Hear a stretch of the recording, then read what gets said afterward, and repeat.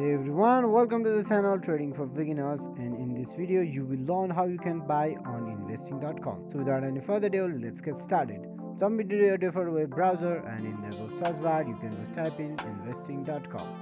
This is the official domain of the investing.com, which will lead you to the official website of investing.com. Click on the market and click on the category you want to download. Let's click on the cryptocurrency right here. And if you want to buy one of the cryptocurrency, let's click on the VNV. This will lead to this type of interface where you can find the various options. You can research using charts, analysis, technicals, and forum. Click on the start trading to buy the cryptocurrency. You can choose the best brokers available here. Just research and check out the service they are providing and check their ratings too to find out the best brokers out there. And that's how you can buy on investing.com. That's it for today, guys. Thank you so much for watching video till the end. If this video was helpful for you, please leave a like, subscribe to our channel, and set the bell icon to all. Feedbacks and queries can be dropped in the comment section. I'll see you guys again in our next video. Have a nice day.